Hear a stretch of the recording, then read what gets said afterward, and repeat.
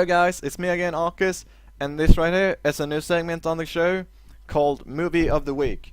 So in this segment, I'm gonna take some time every week to talk about one of the movies, in my own opinion, that you should see this week.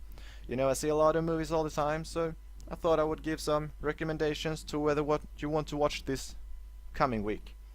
And I'm not gonna do any spoilers whatsoever in here, just say a bit of the plot and what I thought of the movie as well, and yeah, just give you some ideas to what you would do this weekend if you didn't already know. Okay, so the movie for this week is Black Panther. I watched it a couple of weeks ago, and I now watched it recently again. And let me just say, this movie is freaking amazing. From the cast to the storyline to everything in between, it's just a masterpiece. Marvel really nailed this one, and they did it in a so cleverly way, because they first introduced Black Panther in Civil War, which was a really smart move by Marvel and to integrate him into the MCU, because then they would get a feel of how the audience would react to him, and then they could move forward with his origin story, which is basically what Black Panther is a bit about. I mean, it's not entirely an origin story, because it takes place after Civil War, in 2018, so there are recent events happening and so forth, but they did it in a really good way. And let me just say, the cast in this movie is amazing. So the main actor who plays Black Panther is Chadwick Boseman, and the guy that plays the villain in the movie, Eric Killmonger, is none other than Michael B. Jordan.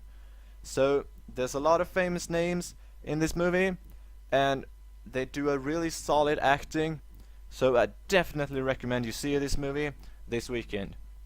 The soundtrack is really good in it. It gives you the perfect feeling for how the movie is, and it's played out in Africa, in Wakanda. So the movie fits really well with the music and so forth. There's a lot of rap music if you're into that, because it sets the mood really well. Alright, enough about that. So the main plot in this movie is that Black Panther, he wants to open up the borders for Wakanda, because he gets crowned the new king from, I believe you've seen Civil War by now, because that's gonna be a small spoiler, I'm gonna say, because his dad, which was the previous Black Panther, he dies in Civil War, and so therefore this movie sets up the new T'Challa to take over the throne, and so he decides he wants to open up the border to the entire world, and because Wakanda is so forth in technology, and they have all this amazing tech that none of the other world even knows exist. They can heal stuff, they can heal people from paralysis and from cancer and all sort of things.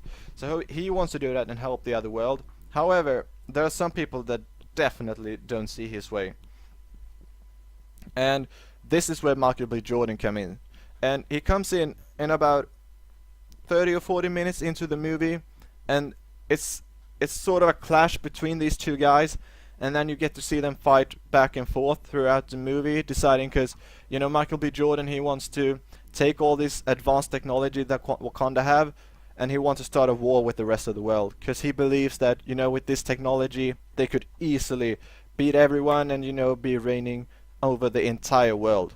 But T'Challa doesn't see it this way, so therefore there's a lot of conflict between them. So this is sort of the main plot in the movie. And then also there's a lot of other great characters in the movie that I enjoyed. Shuri is one of them, which is T'Challa's sister. You also have M'Baku, which is the leader of the mountain tribe, if you will call it, because there are five main tribes in Wakanda that form together, in order to form this sort of Wakanda that is today, with all these people. So M'Baku is the leader of the people that decided they weren't going to do that, so they live up in the mountains instead.